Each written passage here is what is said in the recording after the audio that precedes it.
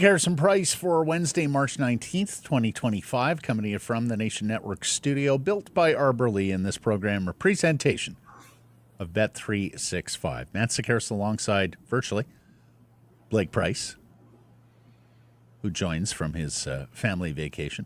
Four-time Juno Award winner Mike Rogerson, hitting switches and conducting things. Big show coming up. How's Hawaii treating you? There's only one way that Hawaii treats you generally. Mm-hmm. Yeah. Mahalo. Mahalo. Love the Hawaiian people. And also, you're on Kauai. Do they have the ABC stores? Yes. Not as many as the other islands. Oh, my goodness. Waikiki. You can't swing a dead cat without hitting an ABC store. In fact, Carmen and I have come to love the ABC stores. We found one in Las Vegas when we were there a couple of months back, and we were gleeful, and then we walked in and we went, this is not the Aloha. It is not the Aloha spirit of the ABC. So I like the cheap hats that I can wear on the beach. You know, they have those mesh back Hawaiian-themed hats you wear on the beach, little sun cover. Love those. She loves macadamia nuts galore. Oh, do they ever. Yeah. Do they ever. Plus, there are actually some things at the ABC stores that are cheap in Hawaii. Which is you go to a grocery store in Hawaii and you pick up things that you wouldn't think twice about in a Vancouver Safeway. $30 Whoa, bacon. Wait a second. How exactly?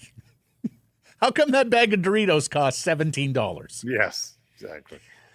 Surrey Mitsubishi poll question today. Which free agent should the Canucks re-sign? You can vote Brock Boeser. You can vote Pius Suter. You can vote neither. You can vote both. Do so at the Harrison Price X and YouTube channels. Where are you casting your vote here? Well, I think Suter gets re-signed for me. And I'm going to assume that you get him a little less than the AFP number. I'm going to guess that it comes in just a smidge below what they say. Not a lot. Just, I mean, I think it'll be more. Really? AFP has him at 4 by $3.92 million. I think he's going to be like 4 by 4.5. Okay, so I'm going to hope at 3.75 or something like that for 4 years. And then, unless there's I think 4 might even be light too. I wonder if he gets 5 on a deal if it's shy of that $4 would be million. tough for me to stomach. But Boeser, unless there's a steep discount for Brock Boeser, I just can't see the Canucks going down that road. And even if I'm in their office right now, I think you have to make the hard decision on no. This is a guy that by the end of the season now that he got the 2 out of the way there last night, he's probably going to pass Bo Horvat and be the 8th leading goal scorer of all time for the Vancouver Canucks. And it's not with ease that you say that you walk away, but I think you have to make hard business decisions sometimes. Yeah. I voted Pius Suter, and I am quite firm on this. In fact, I've been a Pius Suter fan since he got here at the beginning of the year. I said if there's a Canuck who I think can break out this year, it's Pius Suter. He is 2 points away from his career high of 36 points, set in an 82-game season with Detroit in 21-22. He's already blown past his career high in goals. He's playing 16 and a half minutes tonight. He's one of your primary penalty killers. You absolutely need center iceman going forward. Plus, as we know, he can play the wing in a pinch. Frankly, Blake, I'm a little surprised we didn't hear more about a Pius Suter contract extension going into the trade deadline. This is the management group that either likes to have guys re-signed or considers, moving and getting something for the asset. And we were so focused on Brock Boeser, we didn't hear much on Suter. Doesn't sound like there was very serious discussions.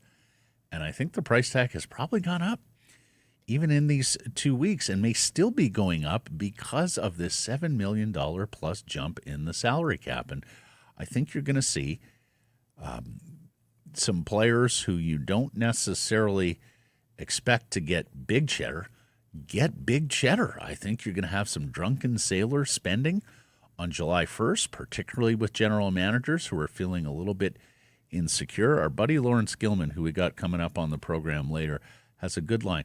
No GM gets fired for spending too much money in this league.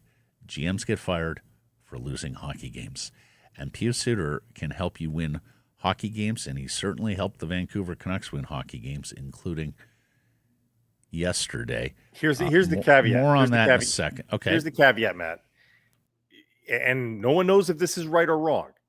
Could the Vancouver Canucks management be thinking, this is as good as it gets for Pius Suter? This, But even if it is as good as it gets in a new in a world where the salary cap jumps like it is, and is expected to jump even more in the subsequent years.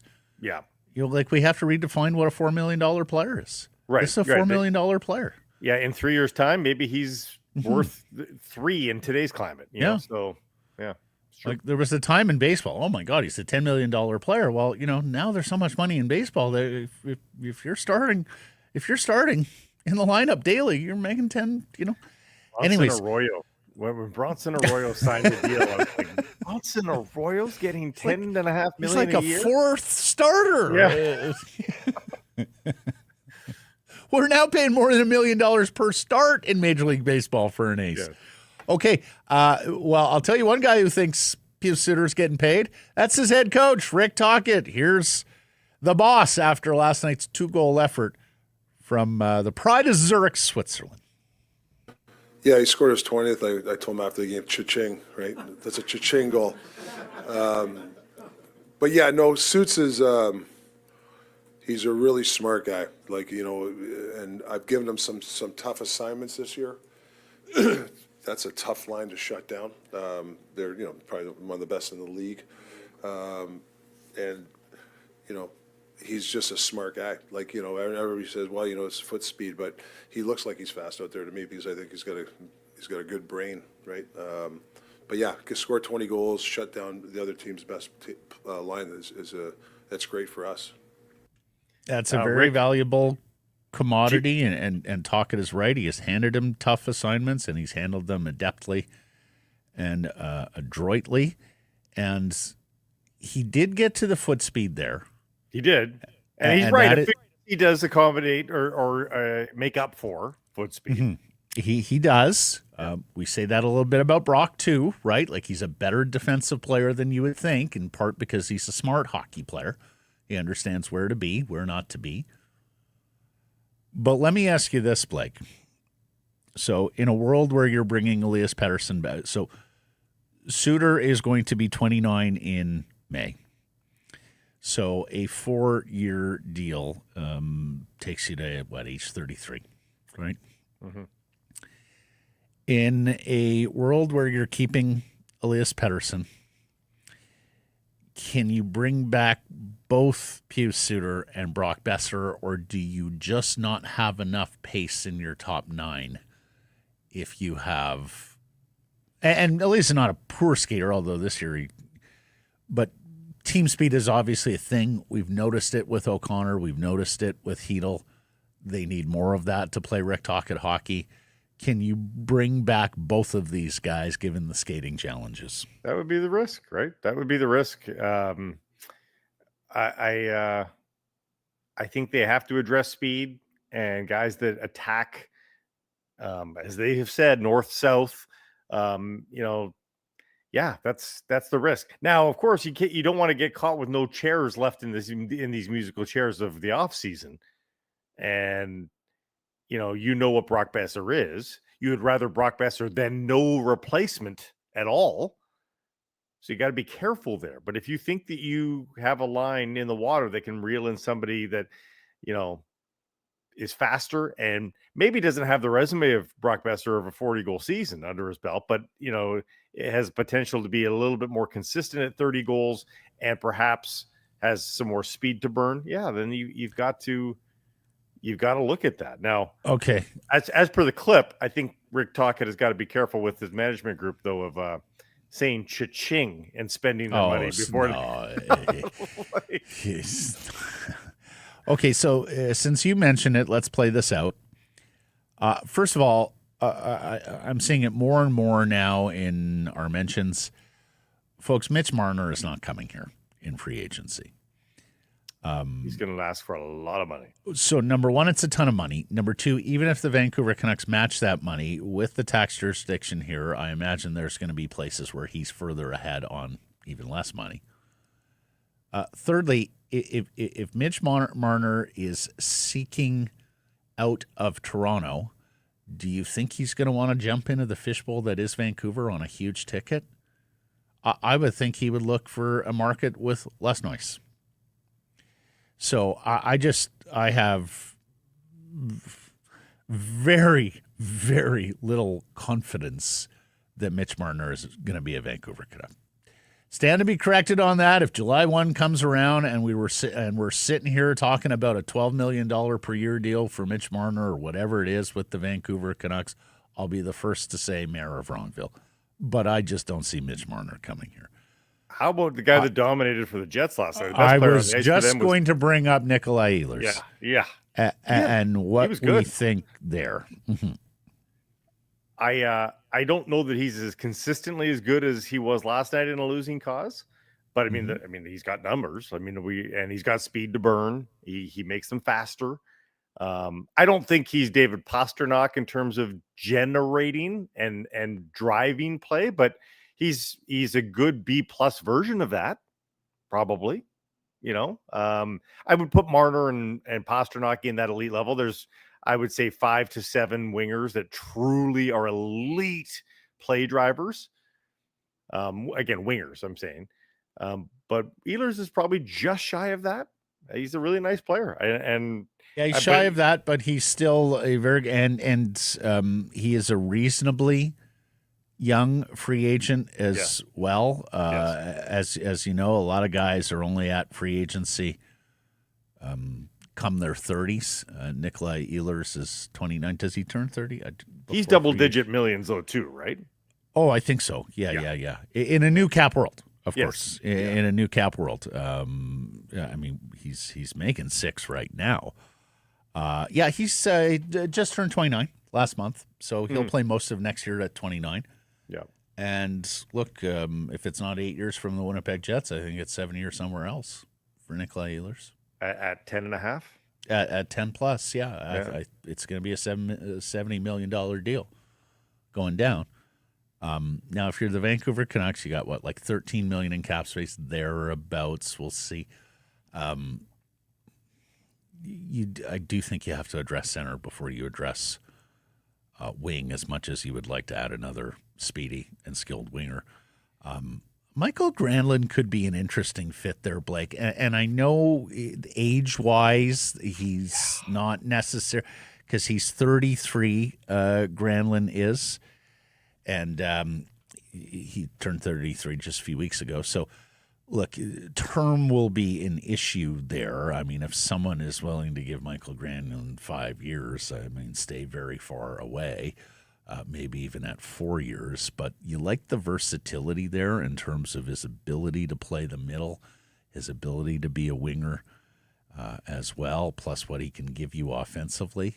He's still a pretty nifty offensive player. He's still a good defensive player as well. So he might be an interesting That's utility. a third line guy, though. That's a third line guy. Well, yeah, he's playing 17 minutes a night in Dallas. He was playing 21 minutes a night with the San Jose Sharks. He's had 56 points this year. Is he really? In 68 games. Yeah. Now, look, 45 points in 52 games with San Jose. He hasn't been as good in Dallas, where he's 11 points in 16 games. But he's on 18 goals. But do you have his last 5 years? Like, that sounds like a high watermark for him. He was 60 points last year in San Jose, but in 69 games. He had a poor 22-23 where he was 41 points in 79 games. That's more what he was 64 the year before in Nashville in 80. He hasn't crested 20 goals for a while. Okay. He hasn't crested 20 goals since 2017-18. But he could get there this year. So again, look, most free agents are imperfect. Most free agents are more money than you hope to spend. But we all know the Vancouver Canucks are looking to retool, not rebuild. And if they miss the playoffs this year, or if they make the playoffs and they are out early or out before, if they're out early, out in the first round, the pressure cooker will turn up there at Rogers Arena. And with money to spend,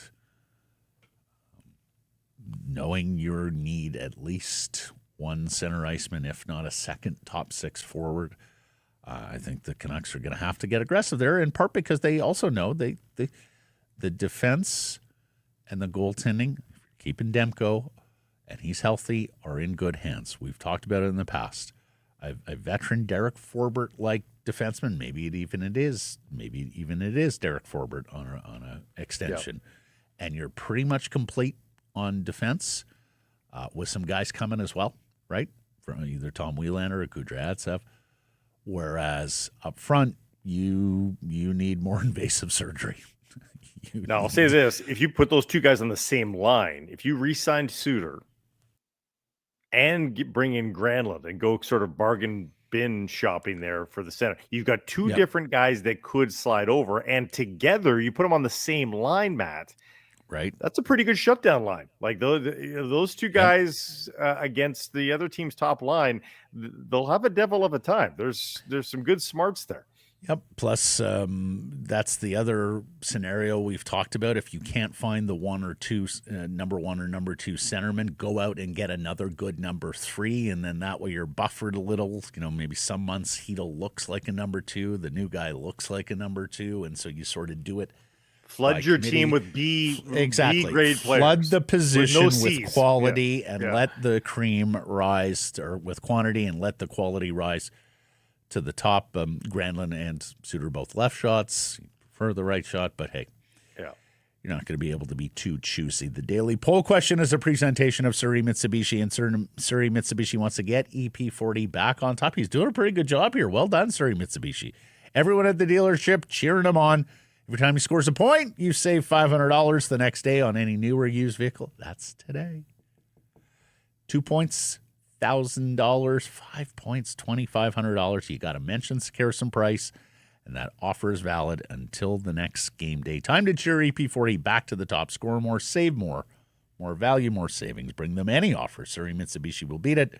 Visit 13820 104th Avenue.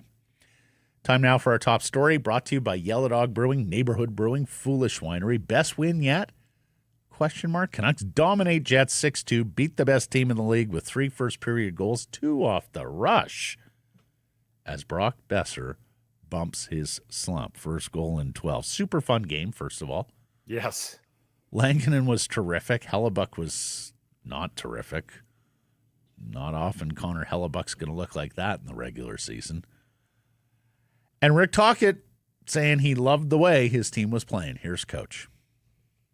I thought our breakouts were pretty good, and I thought our neutral zone, our rushes were as best I've seen in a while. I thought we got off the wall, the stuff we talked about, some middle drives, some good goals off the rush. If you can continue to do that, you can make teams pay when they're over aggressive. When you're not a good rush team, sometimes, teams will get aggressive on you. So if teams are aggressive and we can make some of those rush plays, you could back teams off. Yeah, that's the thing. You need to threaten it. You need to show other teams it's in your arsenal so that they do back off. And then zone entries get a little bit better and easier because teams have to be wary that you're coming at them with speed and with some skill. And I don't think anybody's been worried about that up until this point. No. And that's beyond this year too. It goes back to last year as well. And look, this was a much needed win because Calgary wins against the Rangers. The second of back-to-back at the Garden. In fact, they dominated. Yeah. JT was doing that acting out frustrated thing last night for the Rangers.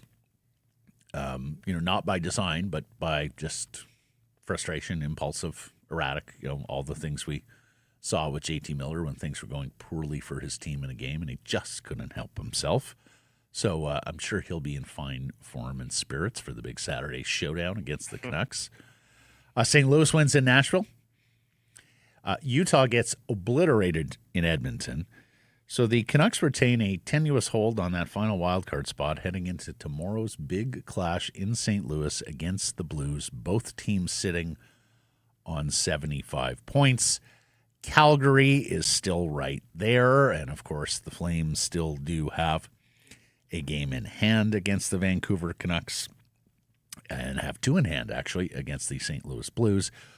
They're 73 points, 2 back, and Utah drops to 4 back now with 3 teams to jump on the same number of games as Vancouver. So it would be a much different show, partner, if we were sitting here talking about a 73-point Canucks team that was actually 10th in the Western Conference standings and had 2 teams to jump to get to the playoffs heading into tomorrow in the Show Me State. Yeah, it's a big swing of and hey, I opposed that yesterday on the show. I said if they had swept that weekend, beaten Utah, but lost to the Jets, I don't think there would have been a ton of consternation. I think people would have understood that. And I said, you go out and get the improbable win versus the Jets, and you've accomplished that.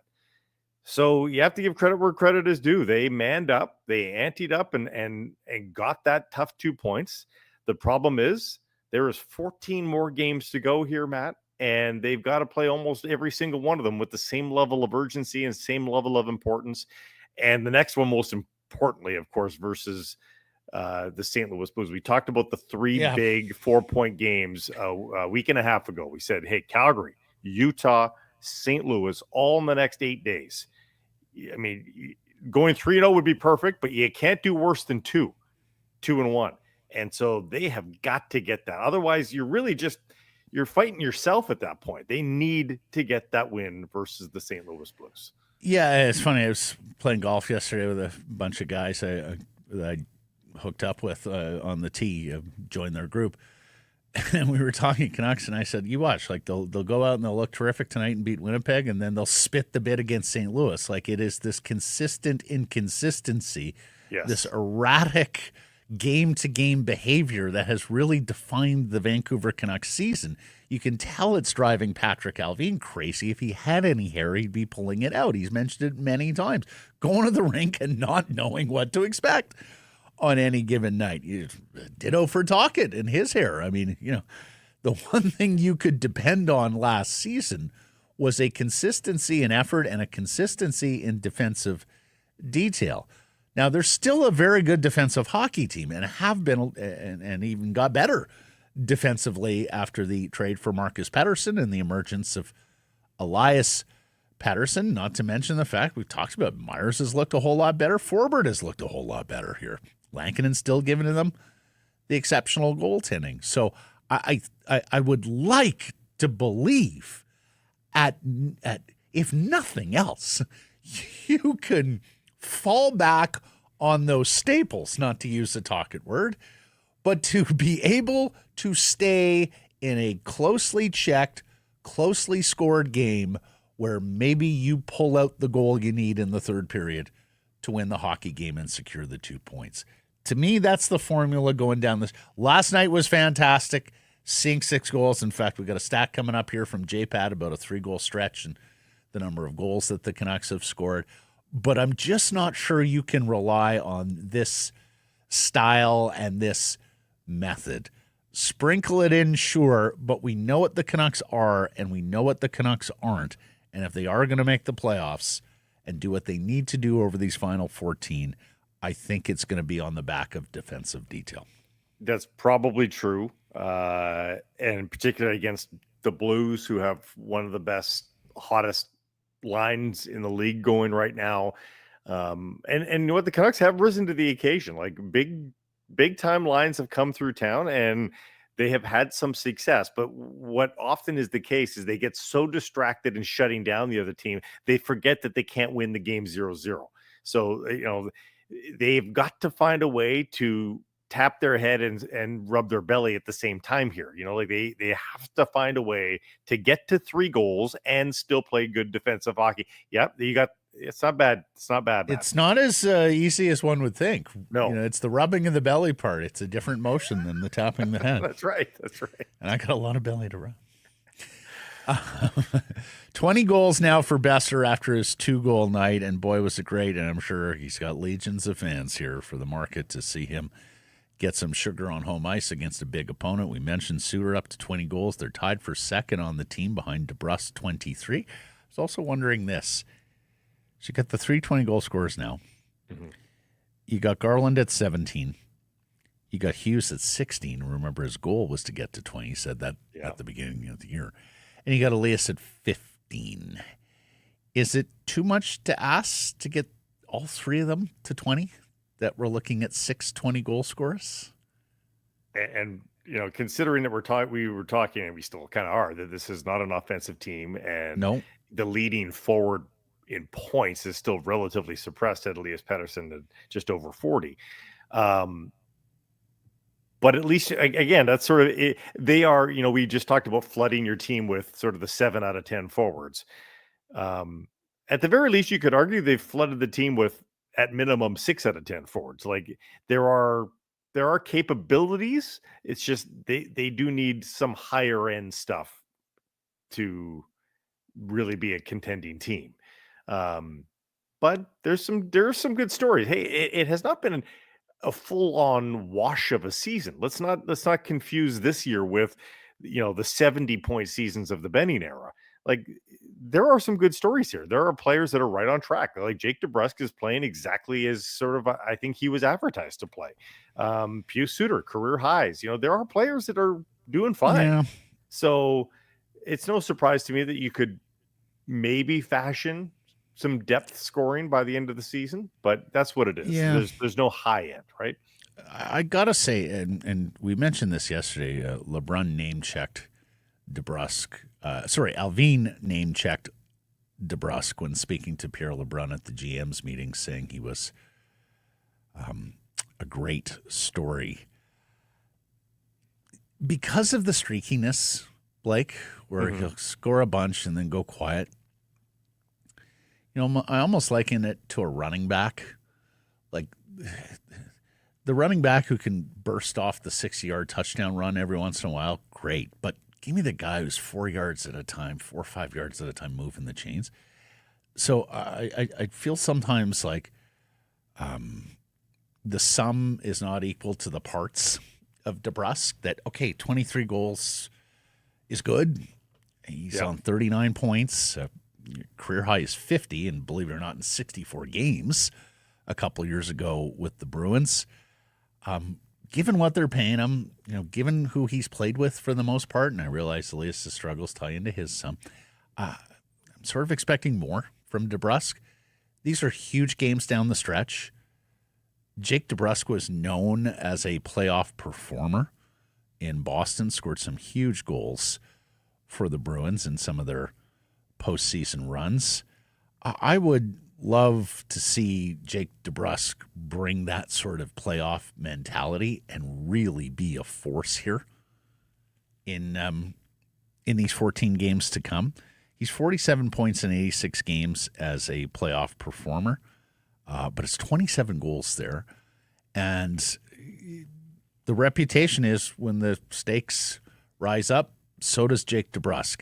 I think they need that guy here down the stretch. Well, down the stretch, sure. And let's make no mistake, he hasn't blown the doors off the Canucks. He hasn't exceeded expectations. I just think that's they correct. Went to sign they expected to sign a 25 to 30 goal scorer, and guess what? He's going to be a 25 to 30 goal scorer. So he has come as advertised, but he hasn't exceeded that for sure. He's in the process of meeting expectations. Yes, is what I would say.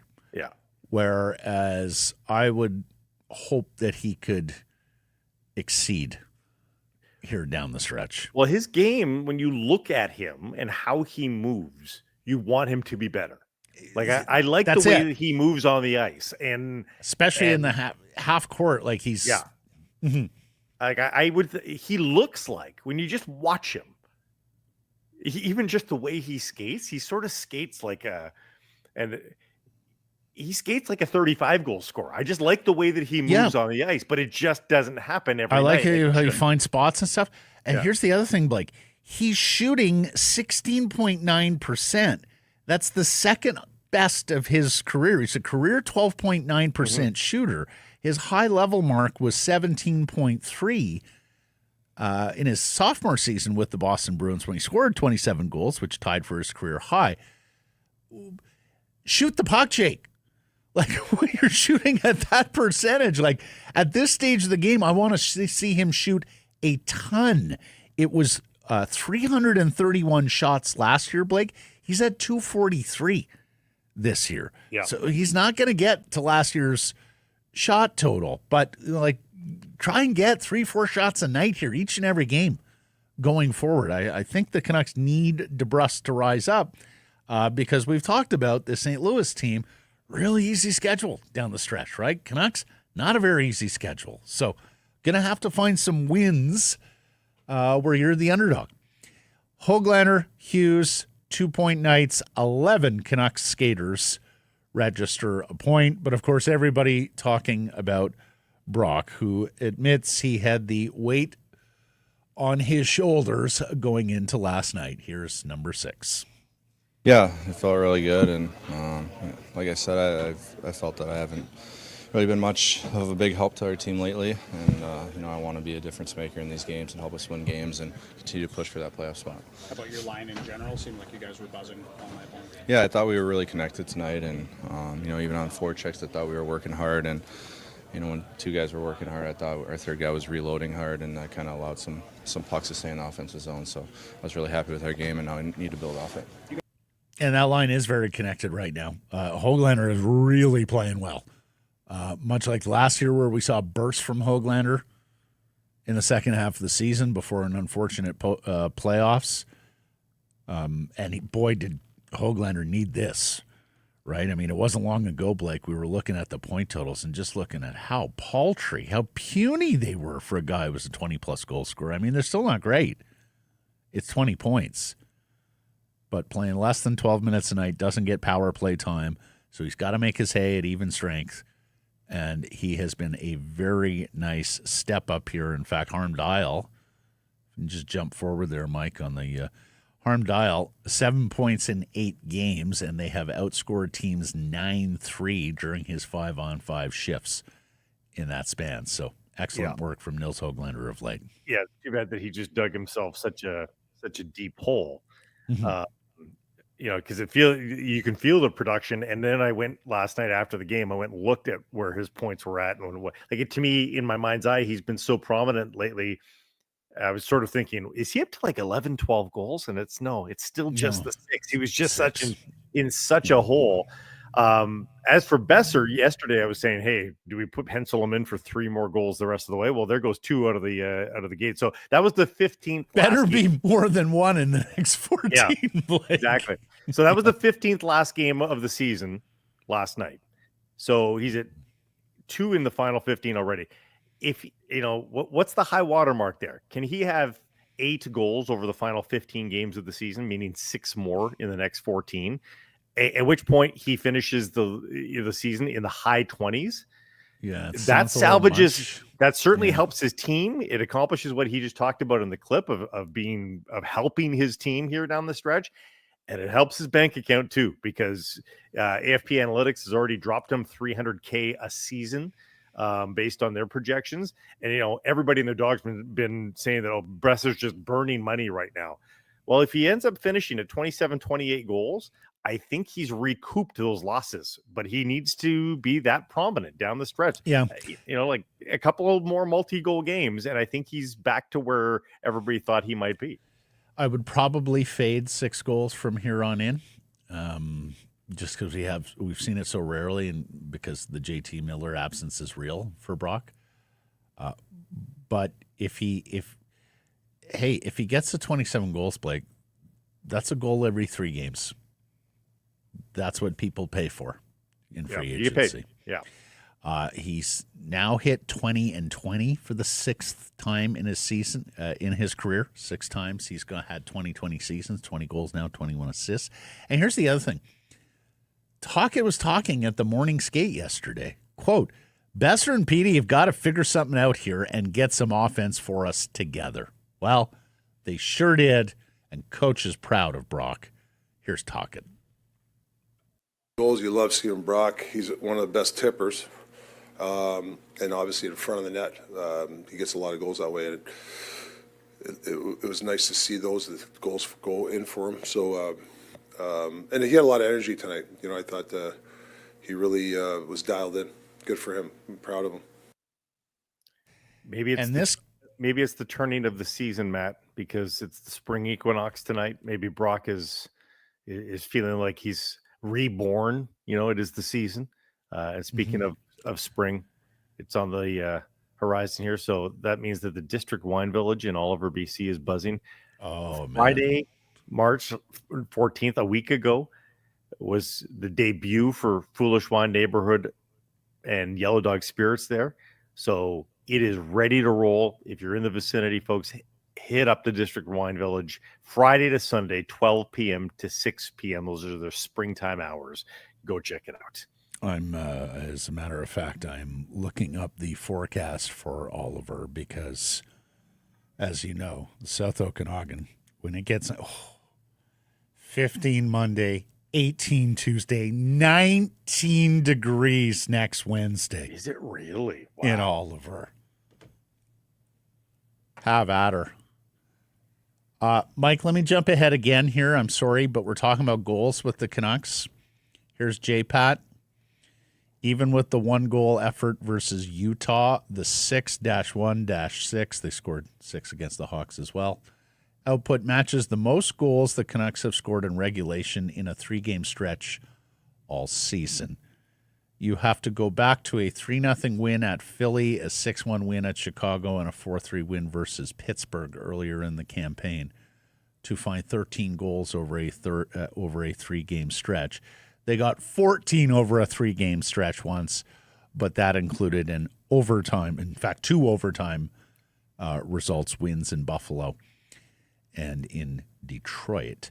Well, it's also it's multiple goals. It's a big number of goals, over 3 goals against a good team. And there's not been many incidents of that this season where the Canucks have scored more than 3 goals against a good team. Like, who cares if you get 6 versus Chicago, even 4 versus Pittsburgh? Don't do backflips about that. But 6 versus Winnipeg, you can do backflips about. Well, and incidentally, Connor Helbig let in some softies. He also prevented it from getting to 8 or 9 goals because there was like the Lekramaki save. Like, my goodness, like right on the elbow of the stick, a tremendous save, and a couple other beauties as well. So the Canucks were good for at least 6 last night. Blake, I'm doing this on the fly, so I stand to be corrected here. The last time they scored more than 3 against a good team, I think you got to go back to the St. Louis win in late January.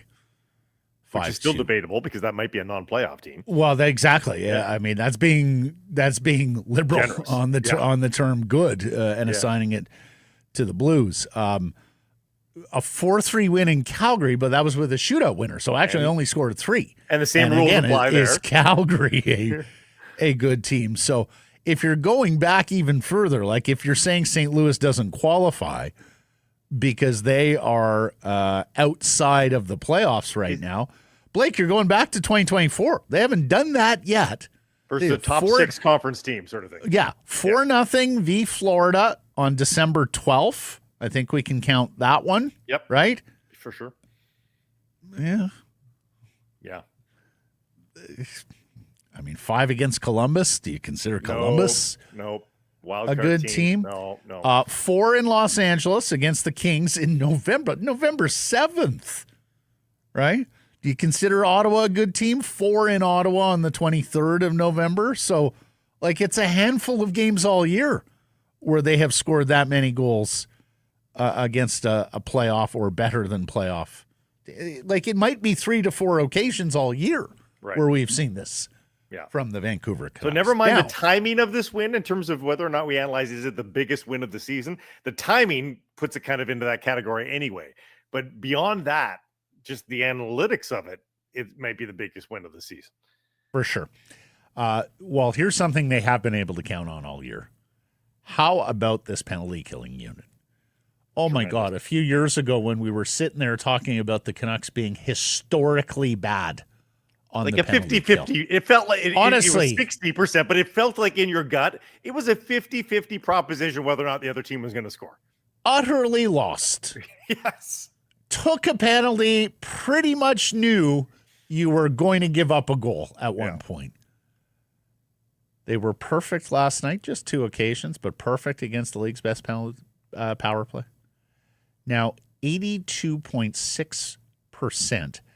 That is 4th in the National Hockey League. Head coach Rick Tocchet saying that it has probably been the best part of their game all season.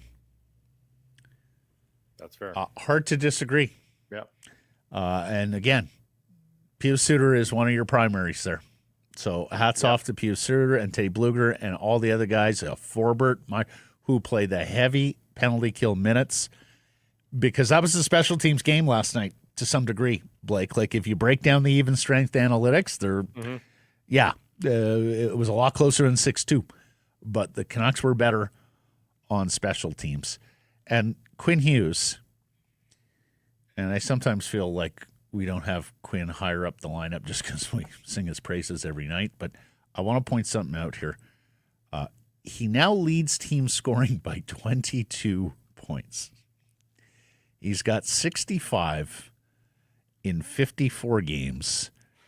Next on the team is Elias Pettersson at 43 points, despite playing 8 more games than Quinn Hughes. So it's just extraordinary. Playing more than 25 minutes a night. Paul Paduti, who does some outstanding work, both in terms of historical work and projecting forward at Adjusted Hockey. He's a fantastic follow. And does some work for Daily Face-Off, the Nation Network. Paduti, in light of the Alex Ovechkin goal chase here with Gretzky, looked at a bunch of today's superstars, and projected their careers forward and where they might wind up. He says there's a 60% chance, and of course a lot of that would be injury and good health related. There's a 60% chance that Quinn Hughes will be a part of the elite 1,000-point club, career points for NHL defensemen. He is projecting 1,058 points, and actually just a few shy of Cale Makar over the course of Quinn Hughes' career.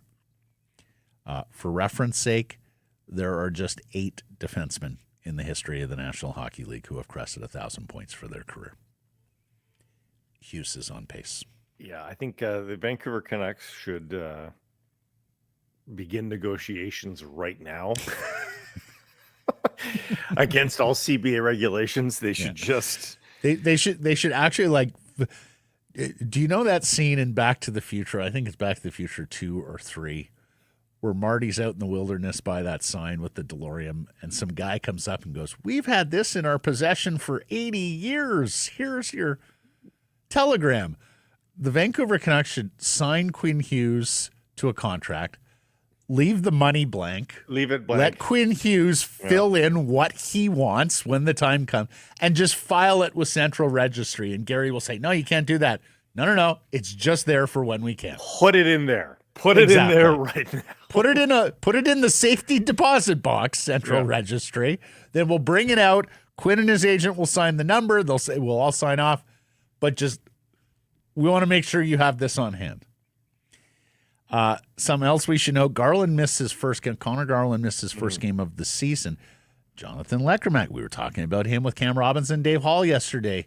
Blake, there's got to be a plan for a young player. You can't just staple him in the bottom 6 and not give him opportunity when he's a gifted goal scorer, an offensive-minded player. Got some nice looks there on PP1. He did, gets a point. It's imperative that they give him a little bit there, a little bit of leash, and you don't want to get him caught out there. And maybe you do park him in the third period of games, but get him up the lineup a little bit at 5-on-5. Structure it for success. I'm not saying you don't do that, You don't have him out in the final 8 minutes of a tight game, but he can be helpful. Somebody was talking about him in warm-up. Somebody was tweeting about him in warm-up, or that, his shot was breaking things on the net or something to that effect. Like, that's a useful tool for an offensively challenged team. Use him, for heaven's sake. So I hope they do. Now, we have got to talk about stories at the league level. And there was a stunner yesterday from out of left field or from out of the east.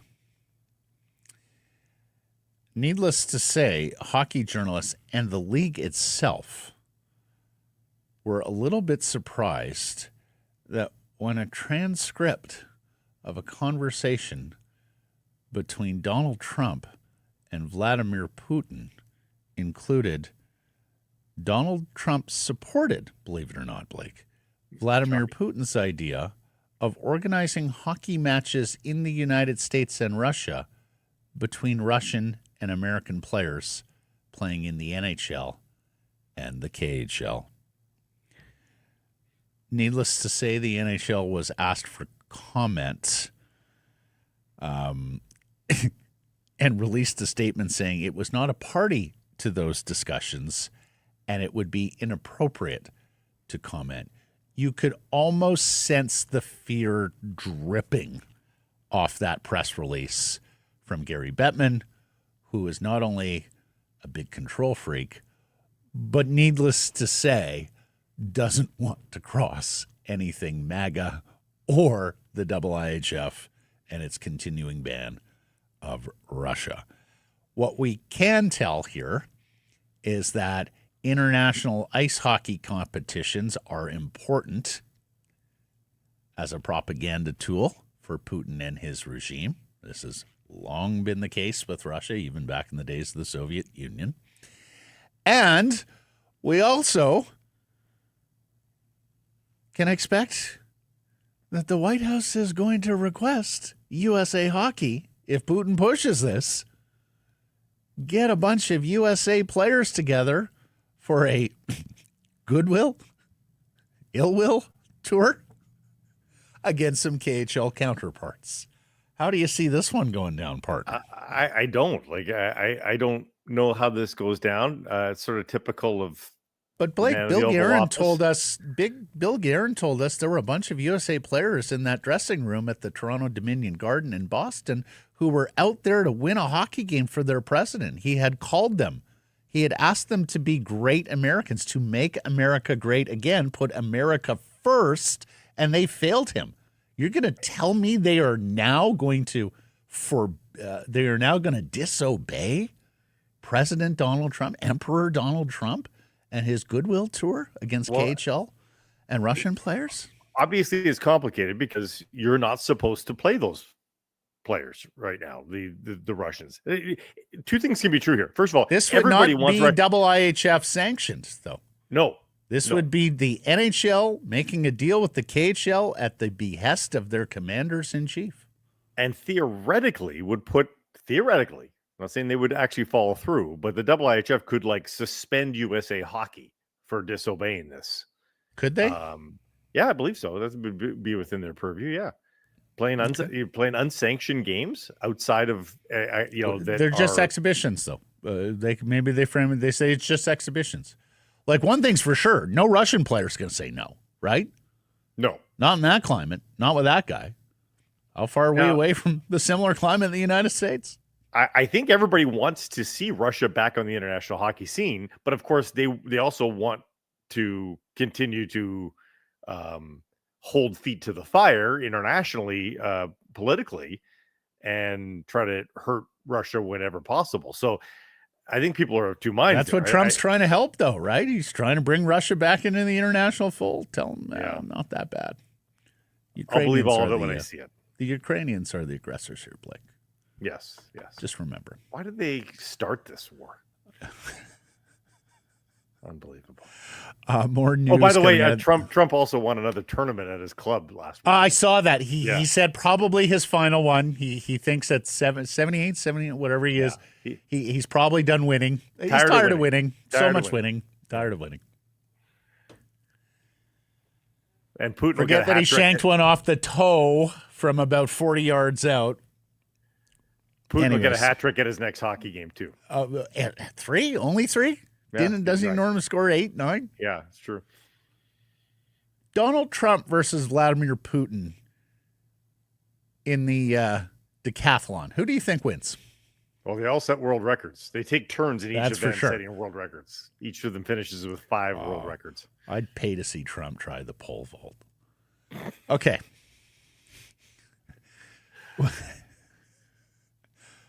So yesterday, the word out of the GM's meetings, well, the season might start early this year because we have this shutdown for the Milano Cortina Olympics. Plus, there was still and still is designs on an All-Star game.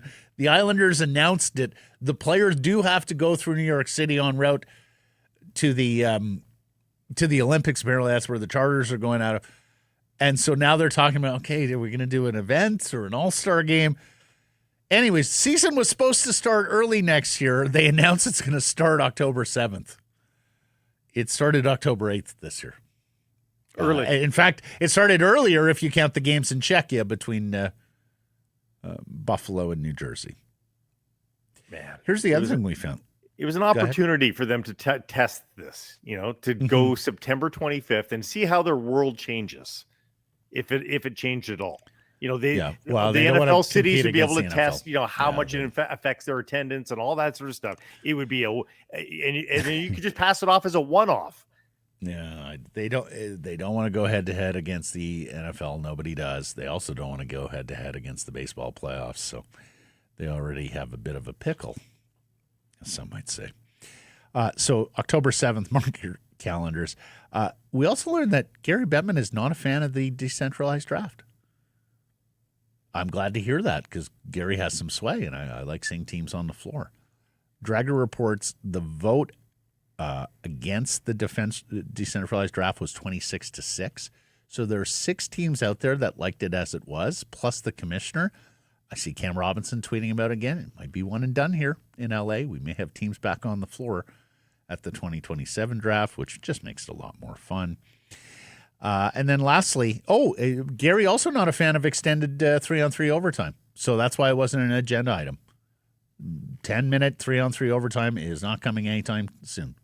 We told you earlier in the week, 77% of games end in the 5-minute 3-on-3 overtime, and that's going to stay the course. And lastly, Gary says the NHL and the PA are going to sit down to engage in collective bargaining talks in April. That's already a little later than what they were initially talking about.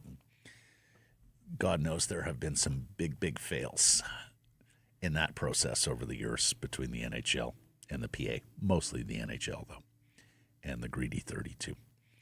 Let's get to today's menu. It is brought to you by our friends at Greta, a fantastic spot to catch all the games home and away. You are steps from the stadium and the arena, pregame, postgame. The street food menu is outstanding, as is the arcade that encircles the bar. Find them at 50 West Cordova. Weekly drink specials, Greta, where the games begin. Laurence Gilman, former Canucks, Leafs, Jets, and Coyotes executive, is going to join us. A fantastic discussion with Laurence today. Talk about the game, the playoff chase, talk about Pius Suter. And whether he'd re-sign him at a 4x4. Frank Corrado stops in as well. Ooh, Frank cringed when he heard that Talkit comment about reprogramming Elias Pettersson's brain to have him go north-south. You're going to want to hear his answer on that. And then later in the program, talk a little bit about the Canadian men's national team, soccer team, which is making some news and has a really big game tomorrow against El Tri, Mexico, down in Los Angeles at the CONCACAF Nations League. Time now for a Bet365 Bets of the Day. This segment proudly brought to you by Bet365, Sekeres & Price sponsor. Kyle Connor, by all rights, should have scored, but somehow missed the net there last night. So I lost my bet, Blake. How did you do on yours? Hughes. 2 points for Quinn Hughes. Attaboy. Cha-ching. So I'm going to look at that Canada game. Now I'll do my Canada pick today. I'll do my Canucks pick versus the Blues tomorrow. And big games, big moments, big goals from Jonathan David. It just happens. Now, depends on how bold you want to be. I find he usually opens the scoring. And to be the first goal scorer is plus 700 on Jonathan David, which seems very generous to me. Anytime goal scorer is also a pretty good number, plus 300. He's Mr. Automatic. He's your all-time leading Canadian goal scorer. Take your pick, but I'll go anytime at plus 300 for Jonathan David. A few upsets I like in tomorrow's first round slate of NCAA tournament games. I'm on VCU over BYU at plus 130. I'm on the Ivy League champion Yale over Texas A&M at plus 265, and I hate to do it because I'm a big Michigan Wolverines fan, but I absolutely hate this draw for them against the University of California at San Diego. Blake, you and I spent some time on that campus in 2020 at Whitecaps training camp. Beautiful campus. Pretty good basketball team, too. Kind of known as the Cinderella sleeping giant killer here. You get them at plus 125 over the Wolverines. Breaking news coming in from Bet365, where every nail-biting overtime win is a barn burner, every face-off hat trick, power play, shot on goal, penalty shot, and every suspenseful minute in between. Utterly amazing. Whatever the moment, it's never ordinary. At Bet365, an official partner of the NHL, download the Bet365 app and use code NATION.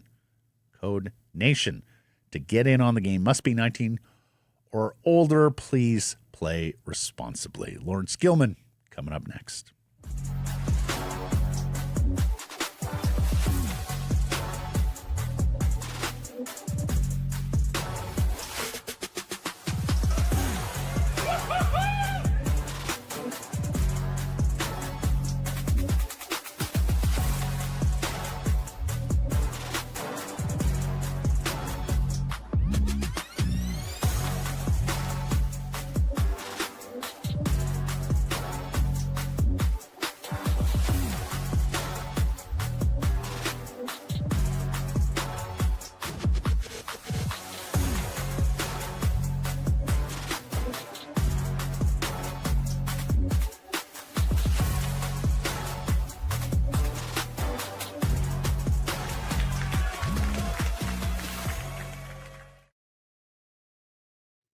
Harrison Price from the historic Wall Center. Did you know that your local Pacific Toyota dealers have the latest installment into the electric lineup of Toyota? Remember, they started it all with the Prius. They've continued it with the BZ4X. Yeah, you get all that dependability of a Toyota now in a sport. I don't want to mislabel it. Sporty coupe is it's got the hatchback that can fit everything that you need. Golf clubs galore, hockey bag, everything. It is a load of fun to drive. All they ask, take one for a test drive. Head down to your local Pacific Toyota dealer and get behind the wheel of one of these things and tell me that you don't love it. 3.29% APR financing for 36 months, up to $6,500 in rebates. Again, go take one for a test drive. ShopToyota.ca. Laurence Gilman is the former assistant general manager of the Vancouver Canucks, NHL executive in Toronto, Winnipeg, Phoenix as well. He joins us from his home, and he still has a tan. Blake is getting a tan in Hawaii. Mike, I feel left out. We got to go somewhere hot, buddy. Nice to see you, LG. How goes? Things are well. How are you guys? Things are good in Vancouver today after a monumental win last night. Everything's okay. Let's start right there because you know it well. The emotion swings in this market after wins and after losses. Like talking to Nalveen, I've talked about it.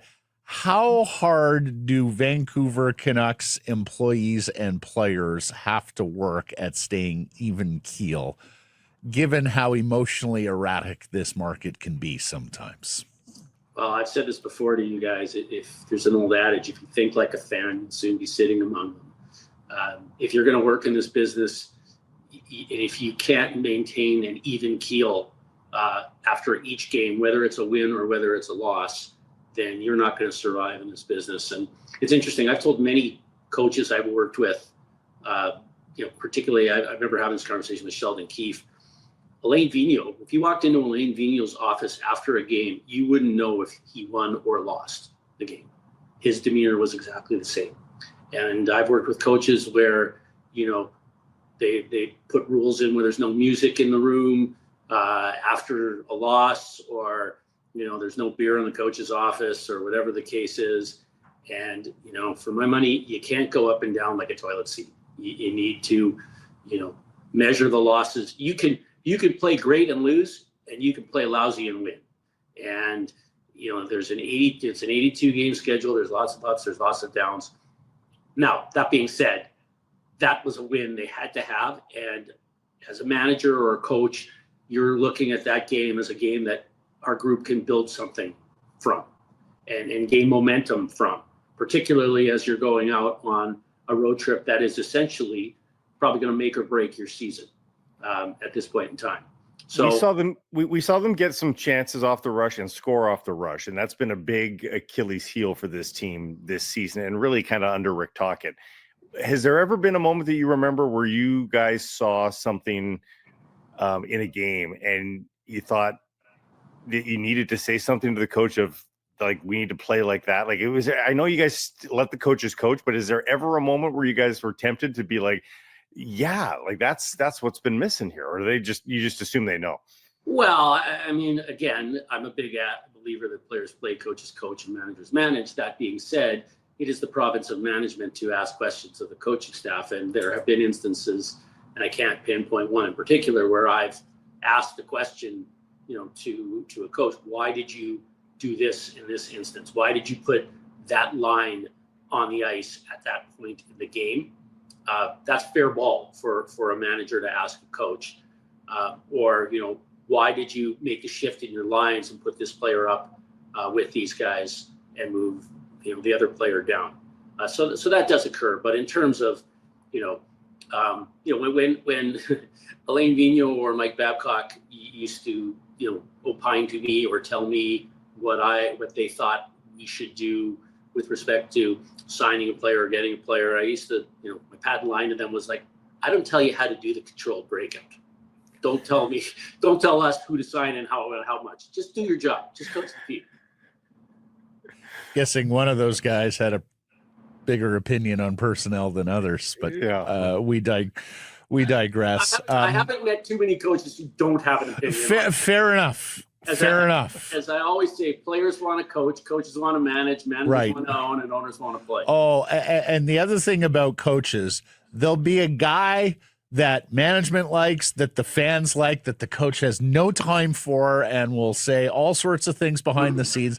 And there'll be a veteran guy on the team that coach just can't live without, and management and the fan base are going, it's time to move this guy on forever. For forever. Sure. For sure. And coaches will go out and set themselves, go out and prove themselves correct. This guy can't play for me, and then they'll go put him in situations where they fail. Yeah, exactly. Yeah, just to demonstrate it. Okay, let's talk playoff chase here for a second, because going into St. Louis tomorrow, Lawrence, biggest game of the regular season, or at least biggest one since last week's game in Calgary. The Blues have been extraordinary since the Four Nations break. How big of a threat do you perceive St. Louis to be here down the stretch? And are the two favorites in your eyes Vancouver and St. Louis? Well, first of all, I believe St. Louis is their chances of making the playoffs are greater than the Vancouver Canucks at this point in time. I think the schedule favors them clearly. They play Nashville a couple more times. They play Chicago. The Canucks, you point to this road trip, they're playing 6 games against teams that are either playoff teams or sufficiently within striking distance that they're not giving up on the season. So if I were handicapping it today, I would say that St. Louis makes the playoffs ahead of the Canucks. When I look at the other teams that they're competing with, Utah, Calgary, I do like the Canucks' chances more, but I want to give you a proviso, and that's based on the fact that you've got a healthy Philip Hedl. As good as Pius Suter played yesterday as a second-line center, and as well as Teddy Bluger played as a third-line center, I think if you're going to go down the stretch with, Pettersson, Suter, Blugas, and Omen as your 4 centers, that's tough. Like, you're pushing a big snowball up a hill with that. So Do I think, a healthy Canucks team is better than Calgary and Utah? Yes. Do I think they are in their present iteration? Not so much. Is there a chance that the Canucks can catch anybody in the top 3 in the Pacific Division, do you think? It's one thing for the Blues to get that wild card spot, but is there a chance, or have the struggles of the Oilers and Kings been put behind them? Well, I don't know the answer to that, Blake, but in order for that to occur, the Canucks are going to have to catch lightning in a bottle. Yeah. They're going to have to get Hedl back for sure. You're going to have Lankinen play lights out. And look, if they play like they played last night, sure, it's possible. And obviously getting Quinn Hughes back is a major, major shot in the arm for the team. And now that Elias Pettersson is playing the way, or Elias Pettersson, I never know what the pronunciation is. Matters now, Lawrence. It never used to matter. It matters now. Now it matters. I saw Brendan Bassler's lines. He's got each guy by initial, so EP40, right? Yeah. So if EP40 plays to EP40's level as a bona fide top end #1 center iceman, if all that stuff occurs, they do have a chance. Since we're talking Pettersson here, Lawrence, part of this turnaround, and look, it's not the reason for it. At least it's not the only reason for it. But a couple weeks back, he sat in there in a media scrum. The demeanor was completely different. He wasn't sullen. He wasn't curt. He wasn't standoffish, and basically said, look, I got to take accountability for this season. I'm a better player. I spouted off about, the media and how much of a pain it is. Just don't get me wrong. It is not the media's fault. This is on me. You've managed in 2 really big fish bowls, Toronto and Vancouver. Where have you and your colleagues on the management side stood in terms of a player having to take responsibility and accountability publicly with the fans? Well, it's always better when they do.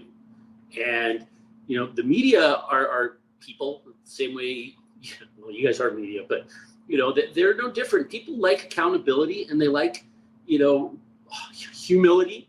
And when a player steps forward and says, I haven't been good enough and I understand that softens the whole environment, not just for him, but for everybody around him. And I think that interview and that was a point which took the air, like the hard air out of that dressing room and out of that team. And it allowed everybody to exhale and to some extent just go play. And that's definitely been the case with EP40. And, I witnessed, in my opinion, the same sort of thing with Brock Boeser, yesterday or the day before when he made the comment about how he needs to focus on how good it is to play in this league and, not overthink things and just go out and play. And he looked like a player who had the weight of the world lifted off his shoulders yesterday. And you could see it, I watched it. You could see it in warm-up. He looked relaxed and composed and comfortable in his own skin. And I hadn't seen that in the last number of weeks, that's for sure. 8 points in his last 7 games right now. The Canucks pro scouting department has done a great job on a couple of fines, if you will. And, the Dakota Joshua contract is now taking on a different sort of perception because he's had such a tough year, but I think that one's explainable. But they got him on a song really when they acquired him, and he overperformed that early contract, and that was a great idea. They did the same with Pius Suter. They saw more in that player. They got him on a really cheap contract, and he has outperformed that contract. What do you do though with those players? Because now that they have to be paid sort of commensurate with the market, do you keep anteing up for that player that you found? They were a fabulous steal then. What do you do with Pius Suter now that he's a 20-goal man? Do you continue to go down that road with the player? Does that player owe you something? Do you think there's a hometown discount to be had there? How do you think that works for the Canucks? Nobody owes anybody anything. And my experience with players is, there is, when a player is happy in an environment and likes the organization and the city, they are willing to play ball with you and take a little less. Mm-hmm.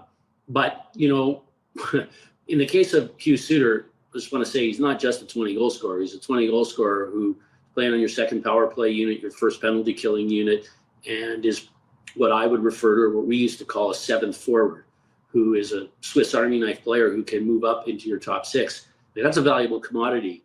And yes, he is going to get paid on July 1st with the cap going up as much as it is. And sometimes you do pay the player. Sometimes you don't.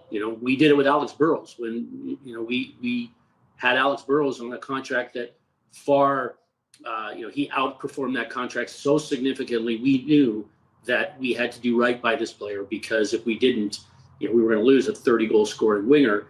And at the same time, we were going to lose our standing and stature with our own players and our group and our culture, because, we, for lack of a better expression, exploited this player in the prior contract. So I don't know what they're going to do. You can't pay everybody.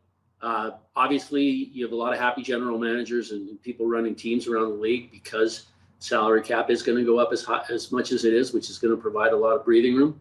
But you can make mistakes. Like, there are trapdoors and landmines in this business, and there have been many teams that have been burned by overpaying their own players. But the devil though too, right? The devil versus the absolutely, yeah. Oh, for sure. Yeah. For sure. And I mean, one of Lawrence's credos.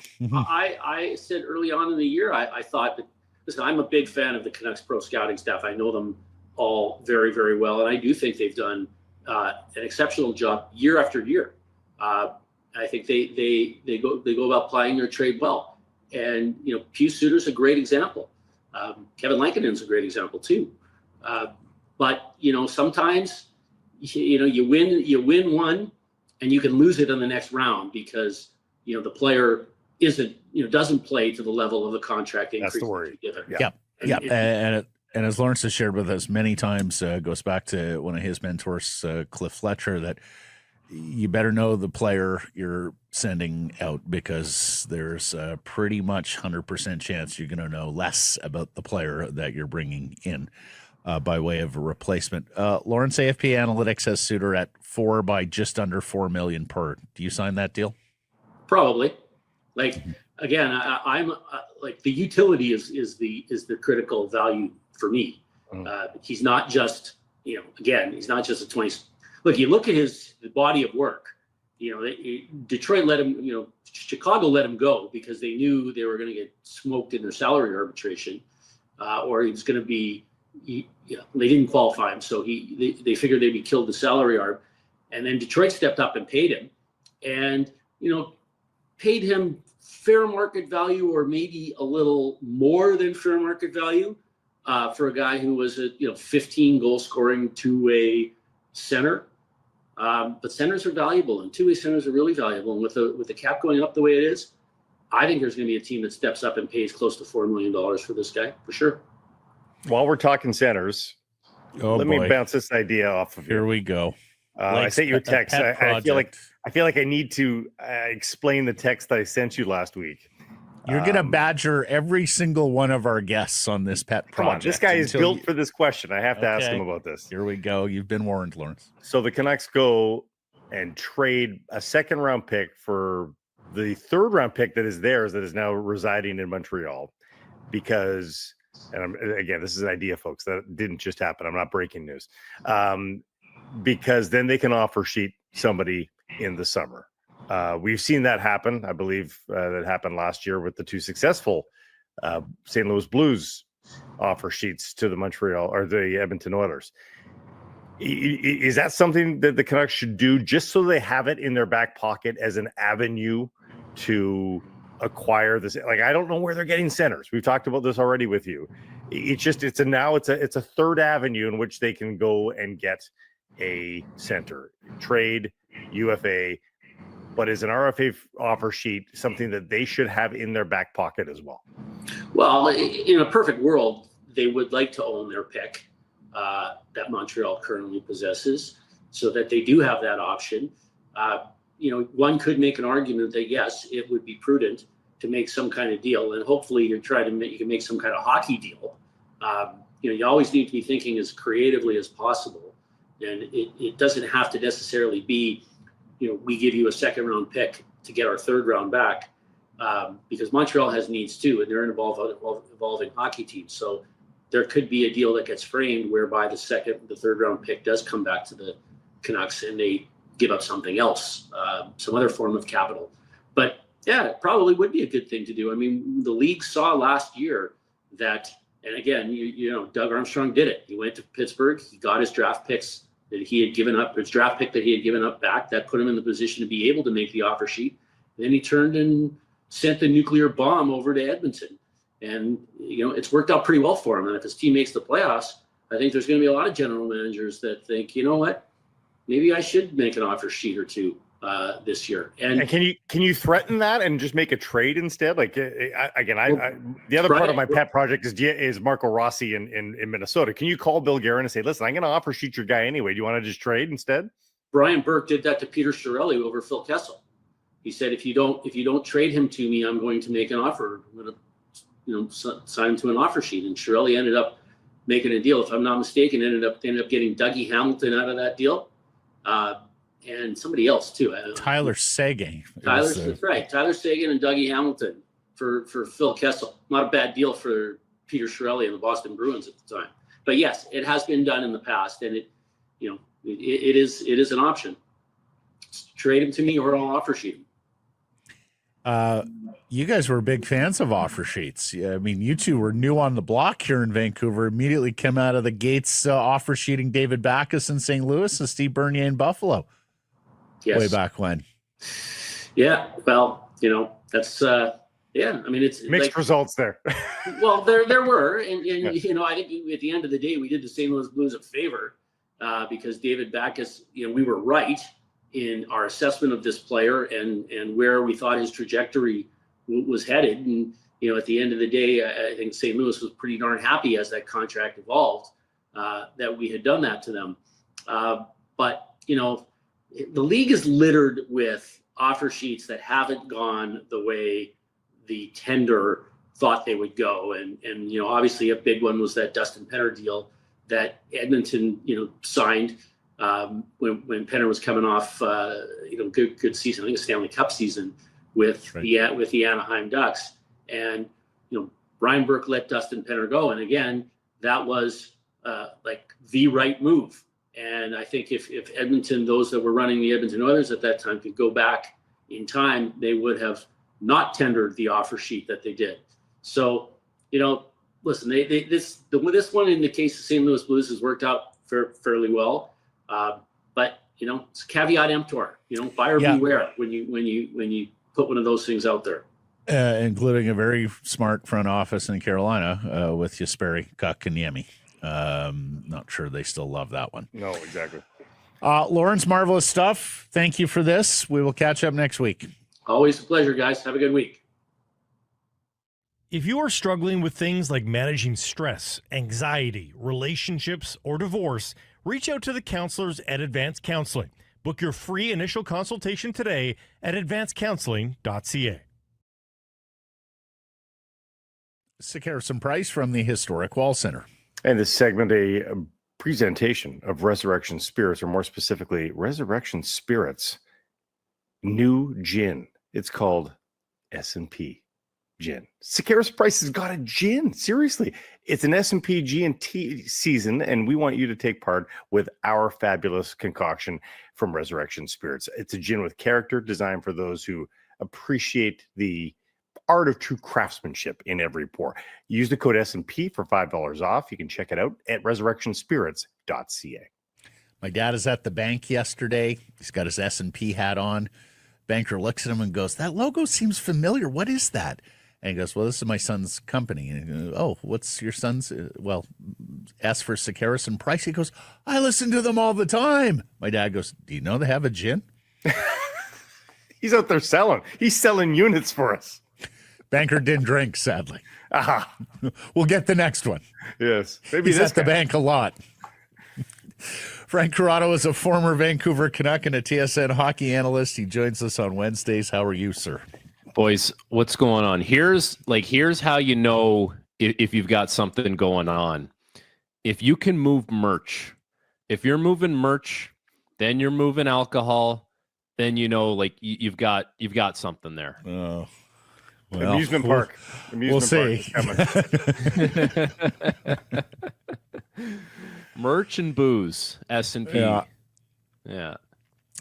Frank, because here's the thing, and this was mentioned and covered extensively in the Steve Ewan article last week in The Province, where Frankie talked about, hey, I know there's a bunch of Canucks fans who think people in the Eastern time zone don't see our games, ignoring. He goes, I take pride in watching those late Canucks games and checking in on my former And club. finally, So, you were rewarded for absolutely, the Frank. Like, that was one that could keep you up till 1, huh? It was a fun game. It was nice. You know what? So I was actually driving home from the TSN studio. So I caught the first, 10 to 15 minutes on the radio broadcast. And the Jets are a team that I have to follow closely because I do a lot of their regional intermissions as well. So it was perfect. And listen, I do a lot of Jets games. I watch a lot of Jets games. They are as good as any team in the NHL, offensively, defensively. There hasn't been a lull really in their season. And last night, the Canucks, that was a big challenge for them. And you know what's crazy? They get 2 goals off the rush. And I'm thinking, I don't remember seeing 2 goals in a month sometimes at points this season with this group. It was a little bit of a shock. But then you think about it and you're like, don't you realize what that does for the group? If you have a couple quick strike goals and how much easier that makes the rest of the game for you. So, credit to the Canucks. That was a really good game against a very good opponent who doesn't matter if they didn't have their A stuff. They're as good as any team in the NHL, and you have to beat them, and you did exactly that. So take me through the rush goals, Frank. We know rush chances have been such an issue under Rick Tocchet. How do they score those 2 rush goals against the best defensive team in the NHL? So the Carlson play right by the bench is such a sneaky little play, where he's kind of taken that hit and he just slips the pass underneath. But the fact that having Hughes being able to jump up and get yourself numbers, that's the other layer of it, right? You need a defenseman who can do that. So he does that. You get a play that beats someone. You want to get chances off the rush. Chances are you have to beat someone, or you're hoping that the other team kind of spoon-fed you a freebie, which doesn't happen a lot. So you beat someone, defenseman jumps in. Good job by O'Connor. He kind of opens up, takes his shot. Nice goal. The Höglander one, that's just straight speed, which I think has been a little bit of a talking point at times with this group. It's not the most fleet of foot, but the guys that are fleet of foot, they have to act that way and be that way. So he just beats his check right to the net. And so, the speed, but the ability to kind of make a play under pressure and beat someone, really important for the Canucks. I was saying my worry is that deep down, and he's not regretting the 2 points. I'm not suggesting that. But is Rick Tocchet okay with that, with the team playing like that? They scored on a lot of goals on very few shots, relatively speaking. Yeah. Deep down, did he have a little bit of butterflies watching them do what they did last night, or did he discover something that they are able to do now and use going forward? I would say, watching that, there's nothing that sticks out for me that a coach would tell you not to do. Okay. And especially when you execute it, right? If you execute it, that's kind of like your little free pass, no matter what it was. If it was high risk, it was dangerous. It's there's a little bit of an understanding, okay, we got away with one, but I got it done. As far as those plays, there's nothing there that a coach would bring. If that didn't go well, that's not coming up in video. That's pretty much just stock stuff. But the other thing that you would look at, I know Vancouver scores a lot on not so many shots. Winnipeg didn't have very many shots either. And the Canucks really controlled the chances off the rush. Last I checked, we got our post-game report, and it's 9 chances to 2 off the rush in favor of the Canucks. So as much as you get them offensively, if you can button them up defensively, then you're not talking about making a play that isn't necessarily 100% high percentage play. But I would say those plays they're right in the playbook. There's no issues there. The other discovery last night that we hope sticks is for Brock Boeser. What did you see out of Brock Boeser that he did differently that finally allowed him to break through? You know what he did differently? He heard nothing after a shot or after the puck hit his stick. Like sometimes that's really like what it comes down to. Like he gets a deflection, scores a goal. Goes to the front of the net, bangs away, scores a goal. And it's like sometimes he's been in those positions before. Like Brock Boeser's been around the front of the net. Brock Boeser's been in the slot looking for tips. It just doesn't go in. But, you know, for the first time in 12, it actually does. And so, you know, it's the reason why like players always talk about, I just got to stick with my game. You know, I got to stick with my process. It's the cliche kind of stuff. But if you do it, eventually, like you've done it hundreds of times before. So, you know, it's another 20-goal season for Brock Boeser. And the only difference is he didn't hear a pad or a glove or a post or boards. He heard the goal horn. And that is like paramount for him to, you know, kind of get into a groove here and find a little more of that going forward. I think a lot of people would have seen more hunger from him. Like going to the front of the net sort of denotes the hunger, but is that just a trick that we play with in our brain that because it went in that we think he was more hungry? Or do you think he was more hungry? It's probably a little bit of both, but like, you know, you go 12 games without scoring a goal. You didn't wait till the 12th or 13th game to all of a sudden say like, I got to push the envelope a little bit, especially a guy, right? Like, especially a guy like that, who's used to scoring more. Like he's game 7, game 8, game 9, like you're not waiting, but I think there's something to be said, Blake, about the timing of things, like the cadence of things, right? Like you arrive when the puck arrives. And that makes a difference instead of, you know, I went to the front of the net, but where was the puck? Yeah. Like it wasn't really, in a spot that was going to get there at the right time. So that's part of it as well. I think when that aligns, we'll look at it and say, looked hungry going to the front of the net. Well, because the puck was there too. Mm-hmm. So much has been made about Boeser missing Miller, and including by Brock Boeser, and it's fair. I mean, they were together for several years here. Does anything change when he plays with Pettersson? Should anything change when he plays with Pettersson?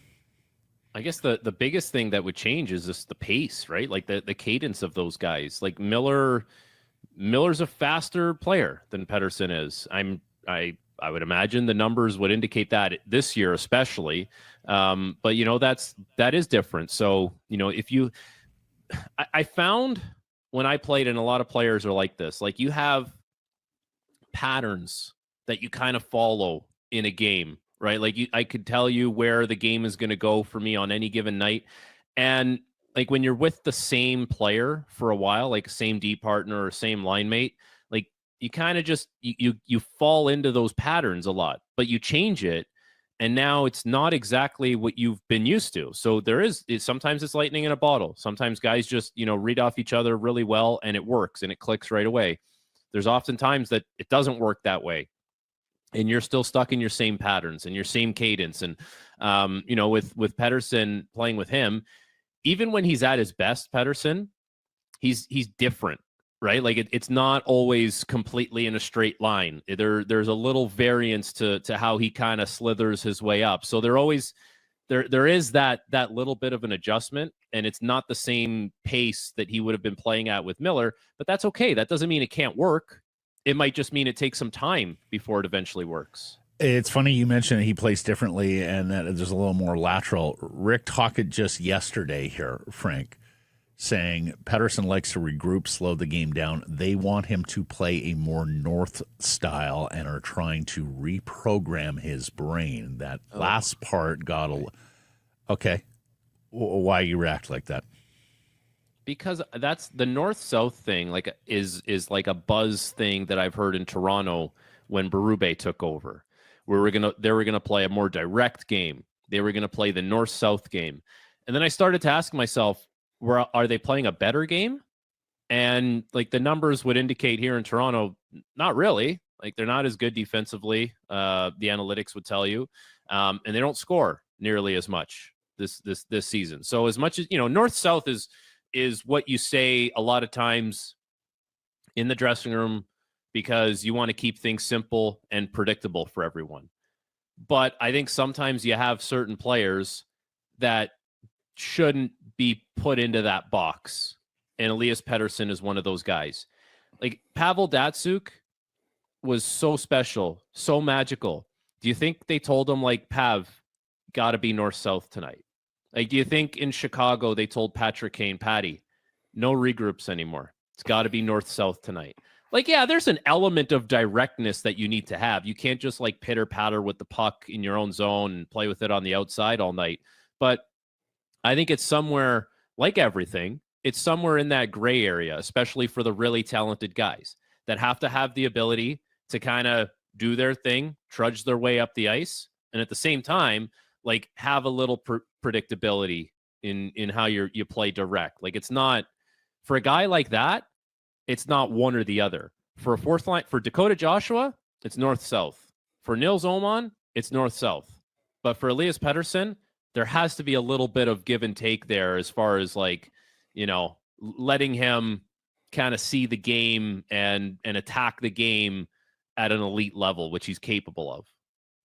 When the Vancouver Canucks signed Pius Suter, they looked at his underlying, well, not even his underlying, they looked at his statistics and his underlying and said, he gets 15 goals every year and he's responsible. You know, why is this guy still unsigned in August? Let's take a chance. And they did so, and they've reaped the rewards of that. And they also saw, I think, that the potential for this season to happen, where he could get a handful more and be a 20-goal contributor. And it's been a marvelous revelation for a guy on a contract as cheap as his at under $2 million. The question is, Frank Corrado, is he a guy you invest in at $3.5 or maybe even $4 million per season, as is suggested by AFP Analytics right now? Is that a guy that you say, yep, and that's completely repeatable now, and he will do this again for us? Well, I think part of that conversation, Blake, is who else is out there as a centerman in the offseason that is going to be available, that's going to be in that price range. So here's the thing now with Suter. You've known him for a couple years. You clearly trust him. And he's produced to the extent that you thought he would, and maybe even a little bit more, because now he's a 20 goal scorer. And so if you're looking at like, you know, UFA centerman, and you're thinking, okay, like I gotta try and throw a recruitment process behind this player, pay him, but I don't really know exactly what I'm gonna get, but at least you know what you're getting with Suter. Like I actually would have said, given the way everything is going for him and his versatility, he can play center, he can play the wing, like why let him even get to free agency? Like, why not try and get that done ahead of time, especially because center ice right now is not a position of strength for them. Like it would be nice to know that you have that locked in no matter what. So I would have no issue going to that price range with a little bit of term, and just trying to lock something in, because I guess I don't fear what I'm going to get or not get out of Pius Suter, because like there's been a long enough track record. I kind of fear if I don't have him, what am I going to look like down the middle of the ice? And who am I trying to overpay at that point, that may or may not work? If he's a tad faster, it's a no-brainer. I know we can't just like go into the attributes section and pump up a guy and create the perfect player. But if he was just a smidge better of a skater, it'd be just a no-brainer in my mind. I know. But, and then it's such a give and take, right? Because you can find a centerman who might be faster, but he's not going to give you the offense, or right. You know, he's probably better suited in a bottom six role, or you know, he's just sometimes the devil player. Yeah, sometimes the devil you know is better than the devil you don't know. And I don't think like this. I'm looking now, like, you know, you're going to try and throw a massive bag at John Tavares. You're going to try and throw a massive bag at Sam Bennett. Like, I think there's a lot of teams that are going to be involved in those conversations. You know, there's just, I don't know, like clear cut upgrades. You're probably just thinking, well, what are we doing? Why don't we just sign this guy and get a deal done? So you bring up Bennett. And I saw some activity on him this week, analytically, about how he just ain't it as a second line center. Now, championship pedigree, thorn in the side, plays a distinctive game and an element that every NHL team wants. But where are you on Bennett as a like big term, big money, he's our second line center going forward. Yeah, I understand there would be a little bit of caution because you also have to remember, like, he plays on a really good team in Florida, right? Like there's a lot of players that look good based on the environment and the lineup and like everything that the Florida Panthers kind of bring to the table. But there's something to be said for like what that guy can do come playoff time. Like there's no denying it. I think the Sam Bennett thing is going to go one of two ways. There's going to be a team that lines up a serious amount of money with a ton of term, and it's going to be too good of an offer for him to refuse. It's either going to be that, or it's going to be, we can't believe he took $5.8 million to stay a member of the Florida Panthers. Right. And it's similar to the Sam Reinhart deal last year. I think it's one of the two. Like, I think right now his projection is probably somewhere in the sevens. I wouldn't be surprised if it's maybe mid to low sevens. I don't know. I don't have it in front of me, but like if it gets into the eights and you know, that's a lot of money. And I wouldn't be surprised if Florida was just like, listen, this is what we can give you. You love it here. We're going to win. You've seen that we're committed to it. And it's like a Sam Reinhart deal 2.0.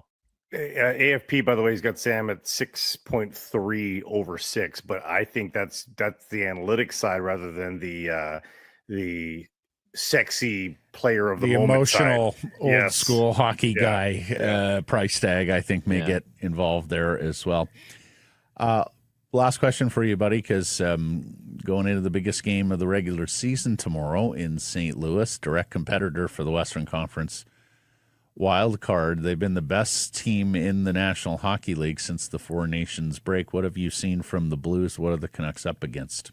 Ooh, okay, isn't it crazy? Like, you know, St. Louis has found something here, and there's a few lines that are really buzzing around the NHL right now. And you guys got to see the, you know, Slavkovsky, Caulfield, Suzuki line, which has been buzzing.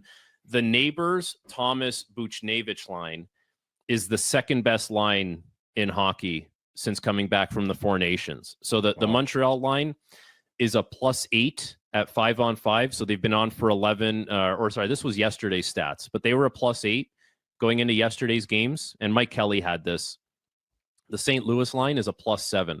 And so I think that, you know, that's obviously really helping them right now. But like the other thing that doesn't get talked about with the Blues, if you looked at the composition of their blue line, how many guys have played 1,000 games plus on that blue line, right? Like it's Falk, it's Fowler, you know, there's Suter, Parayko's, you know, guy was playing for Team Canada recently. Like it's well built to handle this type of stuff, right? Like these situations, there's not much that these guys really haven't seen. So I think having the experience on the blue line, having a line right now that's really kind of carrying the way, one of the hottest lines in the NHL, those are the two things I look at in St. Louis and say, well, that's your challenge. That's what you got to get through.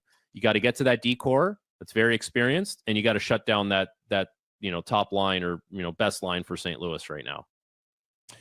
Well, it should be a lot of fun, and we know you'll be watching. And Frank, that one starts at 7:30 for you, bud. So right in the wheelhouse. I got I'm doing a Habs Islanders panel at 7:30, so that works out great because what I have is I got our TV, and then we have like a tree of TVs. So I'll have secondary bank. Yeah.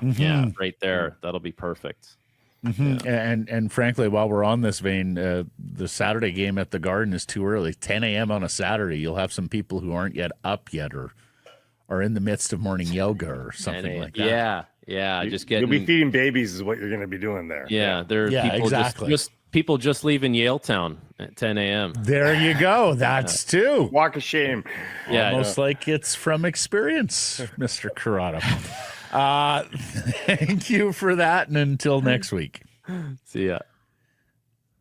If you are struggling with things like managing stress, anxiety, relationships, or divorce, reach out to the counselors at Advanced Counseling. Book your free initial consultation today at advancedcounseling.ca. Sekeres and Price from the historic Wall Center. And if you're heading to a game in downtown Vancouver, make a staycation out of it. Book your stay here at the Wall. Call 604-331-1000. Ask for the Sekeres and Price rate. Some blackout date supply based on availability. Mike, I hope you're ready. He's going to be insufferable.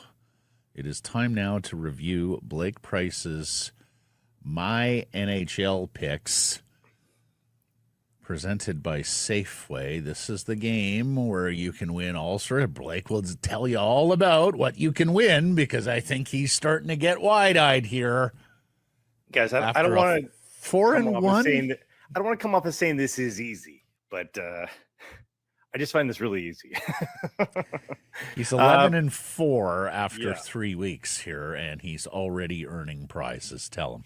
I went 4-1 this past week on my Safeway NHL picks. Took the Knights over the Jackets, got 4-0 drubbing. That one was easy. Took the Avalanche over the Flames. They doubled them up. One thing I got wrong was an upset Montreal over Florida, but came right back with a 5-0 win for the Hurricanes over the Flyers, and then the Canucks over the Blackhawks. That was an easy one for me as well. Like, I'm talking multi-goal wins for all of my picks. And as a result of going 11-4 so far through 3 weeks, I've got 10 correct picks, which means the next time I spend $5 at Safeway, I get an extra 500 scene plus points. And it just keeps on building from there. And of course, I've got a chance to take home 150,000 scene plus points, which with every correct pick, it gets me that much closer. So it's super easy. New slate of games opens up every Thursday. We'll go over my new picks tomorrow, but it is just so easy. All you have to do is download the Safeway app, and you've got your scene plus card there built into the app as well. It really is easy for everybody, not just me.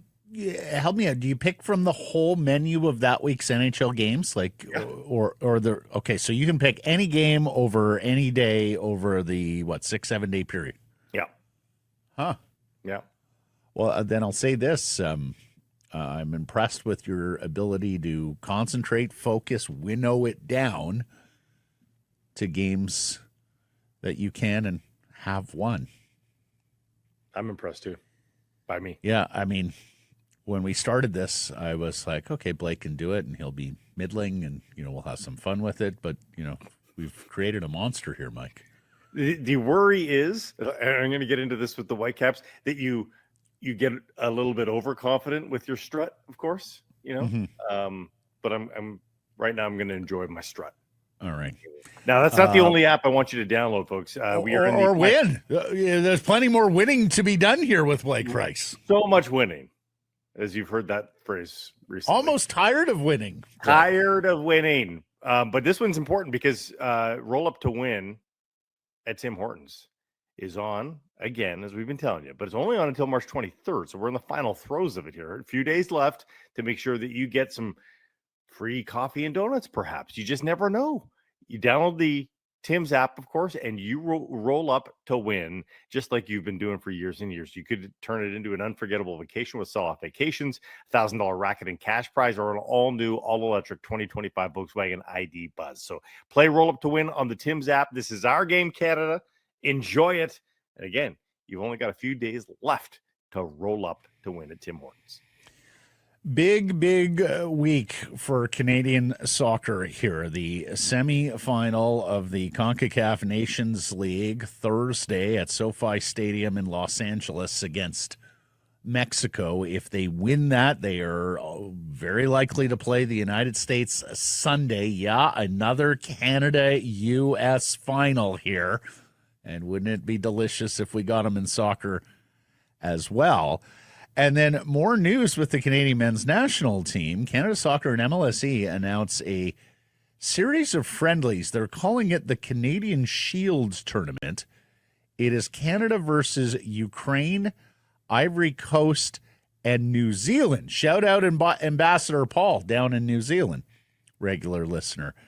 Games to be played at Toronto's BMO Field in June as Jesse Marsh continues to stack up these friendlies and stack up good opposition to play in advance of next year's World Cup, where, of course, Canada will play here in Vancouver as part of this expanded North American 2026 World And Cup. a smattering of those players that will be involved in those games will stick around with Jesse to play in the Gold Cup this summer as well. Again, I doubt Alphonso Davies plays in the Gold Cup. Probably not. But we've got Gold Cup games at BC Place this year. So that's extra fun as well. So there's a lot of Canadian men's national team soccer in June and July. It should be a lot of fun. Yeah, and Ukraine, Ivory Coast, New Zealand, no flies there either. Boy, especially Ivory Coast over the years. Drogba, they've produced some players. And well, it's good middle class. Well, that's it. Yeah. I mean, it's going to be very difficult to get one of the world heavyweights on the schedule. So Romania, Wales, they're going over to Europe, these sorts of games. And again, teams from different parts of the world. So you're better prepared for what you may face in group play. Yeah. At the World Cup, stylistically, officiating and all the different things that come into play across this massive soccer playing world of ours. BC Lions Fan Fest announced. It goes always very popular in Kamloops at Hillside Stadium, May 24th. Training camp opens there in the Canada's tournament capital on May 7th, with the veterans reporting to Thompson Rivers University on May 10th. The Lions signed a trio of American free agents yesterday.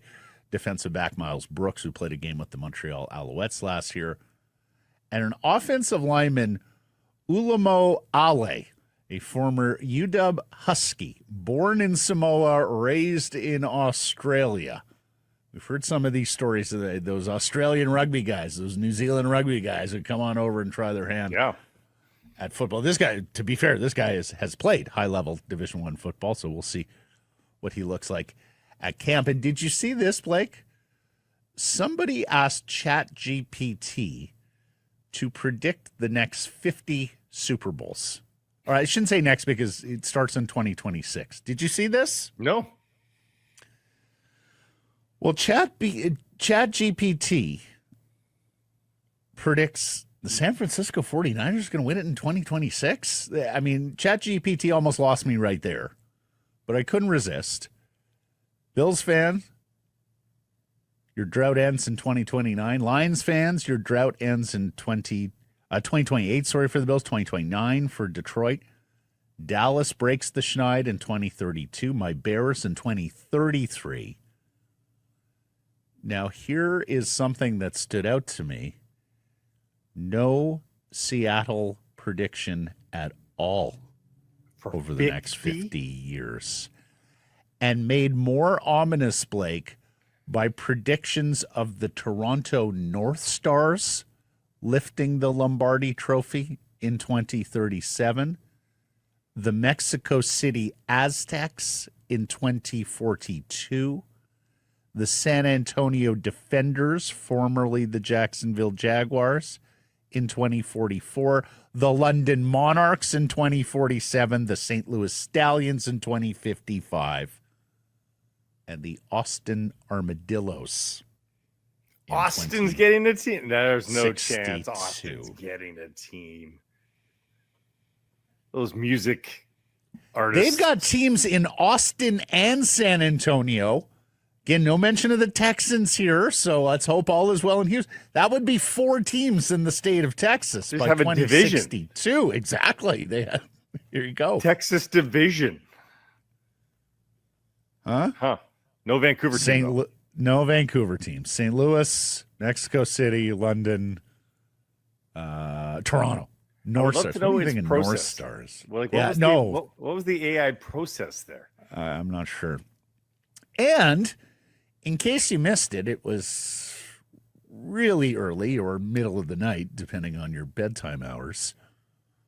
But the start of baseball season is upon us. In fact, there's a couple of games in the books with the Dodgers and Cubs playing in the Tokyo series. Now, baseball is making a big bet on Japan here going forward, and it stands to reason. The Japanese have really taken to baseball since the Second World War, and of course, all these Japanese stars. Yamamoto pitched for the Dodgers. Of course, Ohtani went deep. And, baseball is looking to expand more international markets and viewership, particularly with some of the problems they're having domestically in Tampa and, of course, with the Athletics on their way to Vegas. But here's the thing, Blake. So these teams make the big effort to go over to Tokyo to play regular season games, right? Mhm. You may have heard that baseball and ESPN are splitting up, that this is the final year of a national baseball deal on ESPN, and ESPN wasn't even spending all that much money on baseball compared to the other sports. And apparently Rob Manfred in the commissioner's office was not too fussy with the way the game had been presented on ESPN. So you still have your national deal with Fox, but play-by-play men Jason Benetti and Adam Amin both had engagements this week. Benetti on the NCAA tournament on radio. Amin calls Chicago Bulls games. AJ Perzinski, the color analyst, has he does like a podcast, or he has his own broadcast properties. So they called the games remotely on television. They didn't send the broadcast crew, the Fox broadcast crew, over to Tokyo to do the games. Well, Which is a disappointing. I mean, as a play-by-play guy, I can tell you that I hate tales like that, but I get it. It's super far. I mean, the bigger story for me though is the Japanese television side of things. Did you see the ratings numbers for this in Japan? No. Gargantuan. 20% of the Japanese population watched these two games. Oh my God.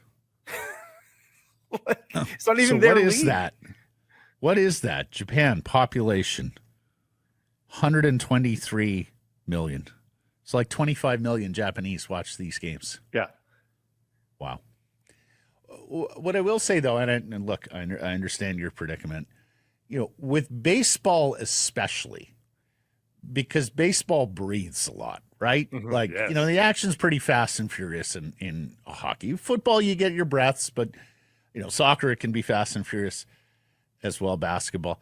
You know, baseball breathes a lot. And so that has given room and occasion for some of the greats over the years to be more than just baseball play-by-play men, but storytellers, right? Sure. Vin Scully, Harry Carey, Jack Buck. Mike, do you know the Harry Carey story? Many. Which one? Wow, the legendary Chicago Cubs broadcaster. And as we know, Harry liked to imbibe a little bit in the booth. It was a different era, the 70s. So sunny afternoon at Wrigley. They put the camera on the bleachers in the third inning. Sure enough, there's a couple there kissing. Fifth inning comes around. They put the camera back on the same set of bleachers, and there's the same couple. They're still kissing. So now Harry is peaked. Seventh inning, they go back there. Couple is kissing again. Not long, passionate kisses, but quick little pecks on the cheek, on the lips, on the forehead. Eighth inning, the couple is still kissing. And Harry says, I get it now. He kisses her on the strikes, and she kisses him on the balls. Should I show myself out? Oh my gosh. Let's get to the daily poll question results from Surrey Mitsubishi, who I'm sure are quite happy with that segue. What should the Canucks do with head coach Rick Tocchet? The options here were fire him, exercise his options, sign to an extension, or ask me next month. Blake, all four options got representative voting here. So which one won the poll? Waiting it out. No. No? Finished third. Really? Sign him got 35%. Exercise the option got 26. Ask me next month got 23. And fire him got 16. Vlado, extend him. Set a precedent. Stop flip-flopping with personnel. So that's 61% immediate. Yeah. Bring him back between the option and the extension. And a lot of people of the ask me next month are going to be ultimately in favor. So I think that's an overwhelming vote of confidence. That's like 70%, I would think, probably. of the market is going to. Interesting. Hassan and Burnaby, cop out, ask me next month. He's good with the media, but the whole the players aren't listening shtick is getting old, and it's hard to believe the forwards just want to pass it to the point all game without any coaching instruction. Okay. Yeah, I mean, I can understand some of the some of the comments there. Let's get to errors and omissions, and today presented by our friends at Ben Moss. Ben Moss, a proudly Canadian-owned, operated company with a history dating back more than 100 years, 5 locations here in BC, Abbotsford, Victoria, Chilliwack, Willowbrook, and Langley, Coquitlam Centre, committed to customer satisfaction. Check out the large selection of Canadian mine diamonds, lab-grown diamonds. They got mine diamonds with payment plans to suit your needs. For more information, check out benmoss.com. Ben Moss, because love is timeless. I have 2 mistakes here on myself and a couple of technical matters. I said Aku Koskinvo's save percentage got better in every year at Harvard. It actually dipped a little this year. Yurki tells me I misspoke and said the Bo Horvat trade that gleaned Philip Hedel. Of course, I meant Philip Roenick. We had a slight blip with the Wi-Fi there for Blake yesterday, and apparently my TV started going cockamamie at one point. It did, yeah. Couldn't tell. It's behind me. Anything to self-report? No, we did have an old one, though, I can bring up from the inbox I missed from yesterday. Oh, no. What did we screw up? Colin in Lone Butte. Thank you, Colin. I don't think I know where Lone Butte is. I'm going to look it up. He says that you talked about Demko's popliteus injury and that no player has ever dealt with it before. And he brings up an Oilers Nation article. Oh.